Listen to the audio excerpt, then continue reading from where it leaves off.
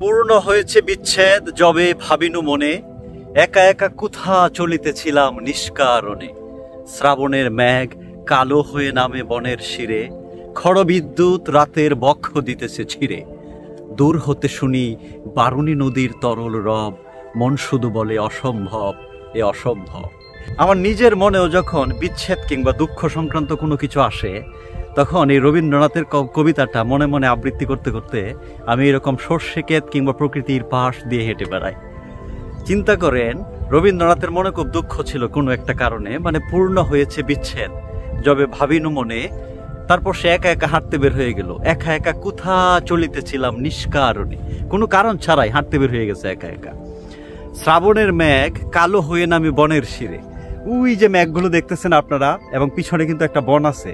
রবীন্দ্রনাথ বলতেছে ওই শ্রাবণের মেঘ কালো হয়ে নামে বনের শিরে, মানে জঙ্গলটার মাথায় চলে আসছে আর কি। তারপর খড়বিদ্যুৎ রাতের বক্ষ দিতেছে ছিঁড়ে, অর্থাৎ একটা রাত ছিল আর কি, তখন বিদ্যুৎ চমকাচ্ছিল আকাশে। কেমন আজকে রাতেও জার্মানিতে বৃষ্টি হবে এবং বিদ্যুৎ চমকাবে, অ্যাপস বলতেছে যে আজকে সন্ধ্যা থেকে বৃষ্টি নামবে। এই যে দেখেন চতুর্দিকে মেঘ কিন্তু জড়ো হচ্ছে এসে। তো রবীন্দ্রনাথ সেটাই বলতেছিল যে ওই খড়বিদ্যুৎ রাতের বক্ষ দিতেছে ছিঁড়ে, দূর হতে শুনি বারুণী নদীর তরল রব, মন শুধু বলে অসম্ভব, এ অসম্ভব। অর্থাৎ সে যেখানে হাঁটতেছিল সেইখানে একটা নদী ছিল, এমন একটু দূরে এই নদী ছিল, আমার পাশেও আছে, ওই দিক দিয়ে একটা ঝর্ণা বয়ে গেছে। আমি একটু আগে শব্দ শুনতেছিলাম, সেইখানে যাব একটু পরে আর কি। তো ওই দূর থেকে ঝর্ণার পানি যে যাচ্ছে খলকল করে, সেইটার শব্দটা মূলত রবীন্দ্রনাথ শুনতেছিল। তো দূর হতে শুনি বারুণী নদীর তরল রব, মন শুধু বলে অসম্ভব, এ অসম্ভব। অর্থাৎ রবীন্দ্রনাথের কাছে মনে হচ্ছে এই যে প্রকৃতির একটা বিচিত্রতা, সে কি দুঃখে ছিল দেখেন, তার মনটা একদম পরিপূর্ণ ছিল দুঃখে। কিন্তু তখন সে বের হয়ে গেল কোথায়, একেবারে প্রকৃতির মাঝখানে বের হয়ে গিয়ে সে একা একা হাঁটতেছে, এবং ওই যে আপনার শ্রাবণের মেঘ সেই জঙ্গলের মাথায় নেমে আসছে সেইটা দেখতেছে। তারপর নদীর পানি যে কলকল করে বয়ে যাচ্ছে সেইটা শব্দটা সে শুনতেছে। এই সব কিছু মিলায়া, এই যে আকাশে বিদ্যুৎ চমকাচ্ছে, সব কিছু মিলায়া তার এত ভাল লাগছে, মনে হচ্ছে যেন জীবন একেবারে জেগে উঠছে সব জায়গায়, এবং তার কাছে মনে হচ্ছে অসম্ভব, এ অসম্ভব। আসলে কি জানেন, ফিলোসফির একটা ফিল্ড আছে, এটাকে বলে মিস্টিসিজম। মিস্টিসিজমের কথাটাই হলো এই যে আপনি বা আমি একা ব্যক্তি আমাকে দেখতেছেন, আসলে আপনি এইভাবে নিজেকে ইন্ডিভিজুয়ালি বা আলাদাভাবে কোনো কিছু না, আপনি হচ্ছেন এই যে চারপাশ, এই যে বিস্তীর্ণ নীল আকাশ, এই মেঘ কিংবা এই বিস্তীর্ণ সর্ষে ক্ষেত, দূরের পাহাড় জঙ্গল যা কিছু আছে, এই সব কিছুর ভিতরে যে প্রাণ, যে অস্তিত্বের একটা সোর্স অফ ক্রিয়েশন ফাংশন করছে, সেইটা আপনি ব্যক্তির ভিতরেও করছে একই। শুধু আপনি সেই জায়গাটায় নিজেকে ফিল করতে পারছেন কিনা।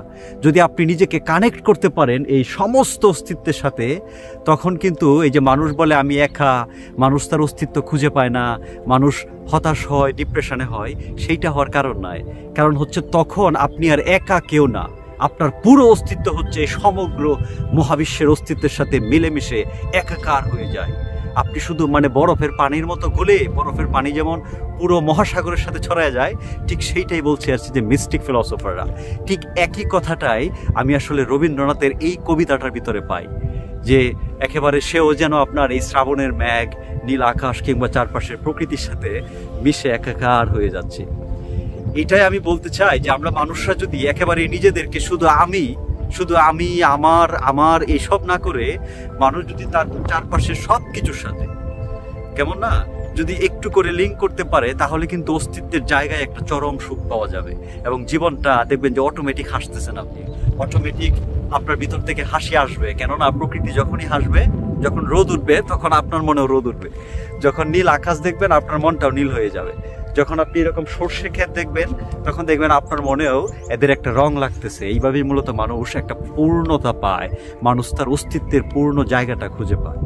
জার্মানির এই বসন্তের চমৎকার জায়গা থেকে এই কথাটা বলার জন্য ভিডিওটা করা।